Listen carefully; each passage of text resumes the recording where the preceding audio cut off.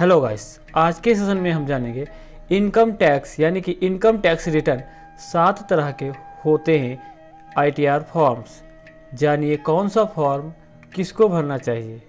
आइए इसके बारे में जानते हैं। आयकर विभाग यानी कि इनकम टैक्स डिपार्टमेंट की तरफ से 7 तरह के फॉर्म दिए जाते हैं, जिसके लिए अलग अलग पैरामीटर्स होते हैं। जानिए आपको कौन सा फॉर्म भरना चाहिए।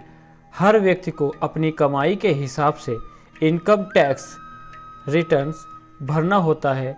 अलग अलग कैटेगरी के हिसाब से आयकर विभाग यानी कि इनकम टैक्स डिपार्टमेंट की तरफ से 7 तरह के फॉर्म दिए जाते हैं, जिसके लिए अलग अलग पैरामीटर्स होते हैं।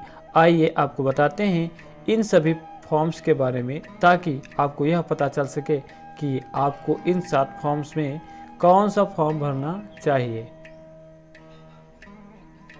आईटीआर फॉर्म नंबर 1, वो भारतीय नागरिक जिनकी सालाना कमाई 50 लाख रुपए तक है, वो फॉर्म 1 को भर सकते हैं। 50 लाख तक की कमाई की आपकी सैलरी, पेंशन या किसी अन्य सोर्स को भी शामिल किया जाता है। 5,000 रुपये तक की कृषि आय को भी इसमें शामिल किया जाता है। लेकिन अगर आप किसी कंपनी के डायरेक्टर हैं, किसी अनलिस्टेड कंपनी में निवेश किया हो, कैपिटल गेंस से कमाते हों, एक से ज़्यादा हाउस या प्रॉपर्टी से इनकम करते हों, या फिर बिजनेस से कमाई करते हैं, तो ये फॉर्म आप नहीं भर सकते हैं।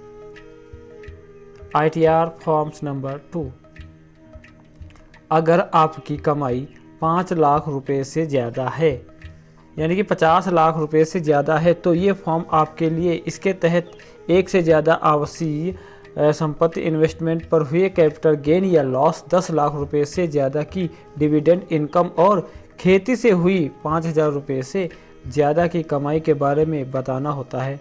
इसके अलावा अगर पीएफ से ब्याज के तौर पर कमाई हो रही है, तब भी ये फॉर्म भरा जाता है। ITR form number 3,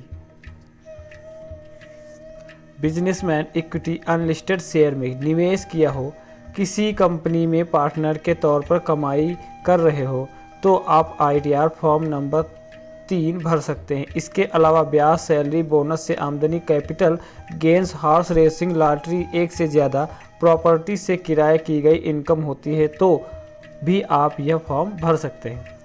ITR form number 4,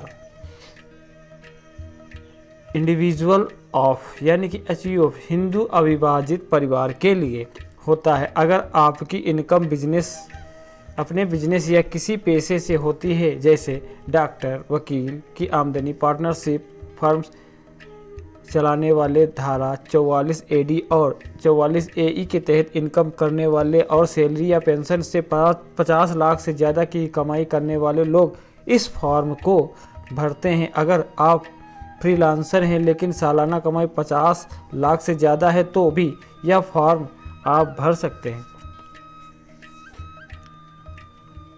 next है आईटीआर फॉर्म नंबर 5। आईटीआर 5 उन संस्थाओं के लिए होता है जिन्होंने खुद को फर्म, एलएलपीएस, एओपीएस, बीओआईएस के रूप में रजिस्टर्ड करा रखा है। Association of persons of body of individuals के लिए भी इसी फॉर्म का इस्तेमाल किया जाता है। आईटीआर फॉर्म नंबर 6 और 7, जिन कंपनियों को इनकम टैक्स एक्ट के सेक्शन 11 के तहत छूट नहीं मिलती है, उनके लिए आईटीआर फॉर्म 6 और यानी कि आईटीआर फॉर्म 6 होता है, जिन्हें 139(4)A या सेक्शन 139(4)B या सेक्शन 139(4)C या सेक्शन 139(4)D के तहत रिटर्न दाखिल करना होता है।